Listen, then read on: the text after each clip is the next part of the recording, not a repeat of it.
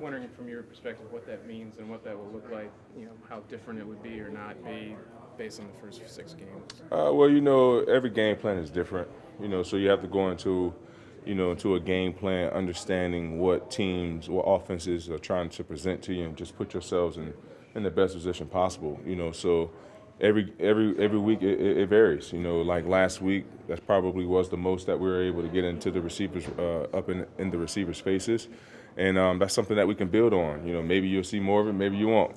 So like I said, just something that varies week to week, depending on how aggressive the game plan is. So whether it was coincidence or not, that was the game that he said you played your best in all year. I mean, how do you think things were going for you in the first sort of 5 games prior to that? I thought it was pretty solid. For the most part, I didn't have many opportunities. Right. I believe up until that point, I had 20 targets. Yeah. Broke up had 6 PBUs at the time. Oh, no, actually, Chris had checked me. I had 4 PBUs at the time. You had 7 total. Yeah, exactly. I had 4 at the time. Yeah. And, when you get that first PBU, you kind of get in the zone. And, playing in that good South Florida weather back home, and got the muscles a little bit more lubed up than usual. I don't know if the old man was feeling a little bit looser than normal, but, I felt great. So I just want to continue trending in the right direction to continue to help this team win ball games and be in the best position. I know you're one more thing, but I know you're joking about that. But do you feel like you're pretty much the same physically than you've been for most of your career? No doubt about it. No doubt about it. I feel great. The body feels great. The energy level is always going to be there, and just my passion and my fire to not only be my best, but to try to get the best out of my teammates. Yeah. That's the joy that I get out of it. Putting that fire into others and helping them reach their full potential. Pat, in a general sense, how has this scheme, I guess, worked for you in the sense of when you're playing more off coverage, something different than you've done in a lot of your career? How has that benefited you at this point? Honestly, it's a lot more, a lot of stress taken off my body. Mm-hmm. Not having to worry about running with the receiver from one side of the hash all the way to the opposite sideline. Doing that the majority, of my career, can kind of, weigh on you at times, But now it's all about being smarter, because if a team knows you're in man-to-man defense, all they're going to do is run crossers all day. I mean, that's some of the predicaments I was unfortunate to play in Arizona, but, that's just those are the cards I was dealt. And, now coming here and kind of having more of a zone feel, playing with more vision, playing with more instinct, I believe it's definitely taken a lot of miles off the body at this stage of my career. And how do you sort of balance that in the sense that, because I know you've talked about you enjoyed the press corner stuff and being able to do some of that. I guess mentally, how have you kind of made that transition from one to the other? Yeah, just for me, always staying tuned into my press skills, because at the end of the day, you never know when that skill is going to be called upon. Just like last week, we haven't pressed. The week before last, our last outing, we haven't pressed pretty much. I think I had maybe 4 or 5 press reps the whole year, leading into that game, and I believe we had about 4 or 5 in that game. So just understanding that, being a pro, staying sharp on some skills that you may not be using at that point, but at the same time, understanding that's one of your strong, attributes of your game, and you want to keep it as sharp as possible. So press is something I always work on. I don't think that would be anything that will ever leave me. It's almost like riding a bike at this point. Pat, Kevin also said he's impressed. He texted him right away yesterday morning and said, get the leadership group together. Mm-hmm. So what was on your mind as far as thinking about the importance of, kind of getting details right and practicing sharp? Yeah, the second half of the season is about to start. Now it's about time for us to start separating ourselves. We position ourselves pretty well. And, a lot of guys may get comfortable. A lot of guys may be like, oh, we arrived, we made it. But at the end of the day, this is now you're starting to build up your season for that playoff run, winning games on the road, understanding, like I said, the second half of the season is when the real season really starts. Because, I've been on teams, out there in the desert where we had great starts and didn't make the playoffs. So had 4-2 starts before, and didn't make the playoffs. So, and it all came down to the second half of the season, making sure that you're doing the things even better that got you to that point, even better in the second half of the season, because that's when it really, really counts. I just want to, because we have a young team, You know, we have to. I want to continue leaning on these guys and having these guys understand that, you know, the margin of error in this league is very, very small, and you don't want to have yourself in a good situation, you know, looking down on everybody and finding your way looking back up. You know what I mean? So we're in a good position. We want to stay there. We understand the target is on our back. It's getting bigger, and we understand as well. You know, it's all about continuing to build on the confidence that we already have built up until this point. Pat, Pete, question about Justin Jefferson. I mean, he's only played 2.5 years, but he's the all-time leader in NFL history in yards per game for Yep. receiver, 94.1. What do you think when you see, you know, a stat like that from a guy you remember just as a kid way back when? And all that?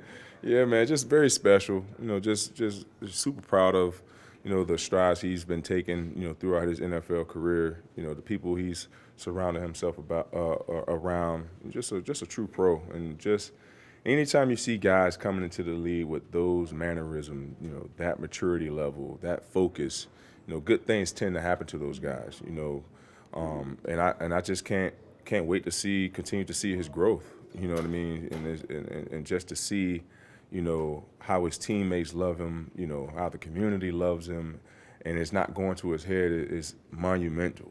You know what I mean? That goes a long way, just having a level head, being grounded, you know, understanding, you know, these opportunities that can be taken away from you in the blink of an eye. And he's a guy that wants to be known as one of the best to ever play, and he's well on his way. How old was he when he first told you he was going to be one of the best ever? So that was my sophomore year, 2009. So he's what, 23? Yeah. And that's 11 years ago. So what, 12-ish? We'll run the somewhere numbers. in there. Okay. How did he? Yeah. How did he say it? How did he say it? How did he phrase it? Nah, I just remember him just being out. We was living in WCA. That's our apartment at the time. And after the game, I can't remember who we was playing, but he was just out there just playing catch, and was just telling him, telling Jordan, his brother, and myself that I'm gonna be, you know, one of the best receivers to ever play the game. You know, he's like, I'm coming to LSU and do just exactly what, you know, him and his brother was doing, because my brother and Justin is around the same age. So they came in, I think it's Avery or maybe a year older than Justin. So they was just kind of resembling, saying, we're going to do the same thing that you guys did, you know, just come in here, break records, and, you know, be first-round draft picks. On the flip side of that, Adam Thielen, totally different kind of athlete, but 6 more receptions, and he's third all-time for Vikings in receptions. What do you see in him? A totally different style, and a guy that may not have been saying those things when he was that young. Just Mr. Reliable. You know, Adam's going to be where he's supposed to be at all times. He's going to catch the football when he needs to catch the football. You know, just a special talent. You know, you don't see, you know, many talents like Adam. You know, you may have like the Beasleys, the guys that's very shifty, but Adam does a great job of just setting up his routes, making you believe he's doing something that he's not. And, you know, he has a very, very unique way of just getting open and catching those 50-50 balls. You know, he just have and also in the red zone. You know, he's a red zone killer. You know, so he just has the all-around game, you know, as those stats are showing. You know, so his story is remarkable. To be, you know, a practice squad guy, and to be, you know, considered as one of the best Minnesota Vikings receivers in their history is, I mean, that just goes to show the work ethic that he puts into it, the focus that he has, and just the determination. Although you said he may not have those, he may not outblurted those things that he wanted to achieve, but he had it in his head that he wanted to achieve those things, and ultimately he did. Patrick, what's the confidence level that this 5-1 won't go sideways like some of those 4-2 teams you referenced in Arizona? You said, what's the confidence? Yeah, what's the confidence level that it won't go sideways? Man, just the guys we have in this locker room, guys that, you know, that was around last year, you know, not, you know, winning, not being dialed in on the little things, not being, you know, as efficient as we needed to be in situational football.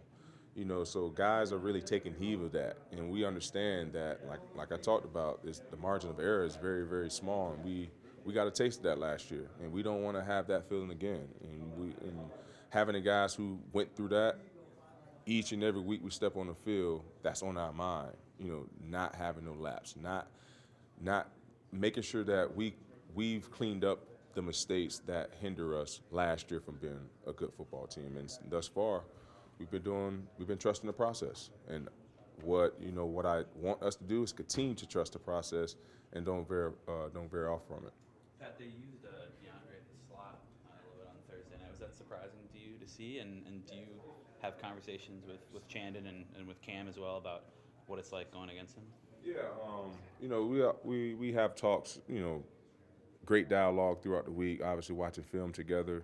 I was kind of surprised seeing him move around a lot more that Thursday night game, because he's typically lined up on the offensive left, the defensive right, 9 times out of 10 for the most part. So he's typically the X receiver. So, they're trying to move him around a little bit, because I'm assuming they know a lot of teams like rolling up to him, trying to confuse the quarterback with coverages and things like that. So I believe moving him around a little bit is kind of show the defensive hand a little bit, maybe get the quarterback easier reads or understanding what defense that they may be in. Couldn't tell you why, but I did notice that as well. Appreciate it, Pat. All right.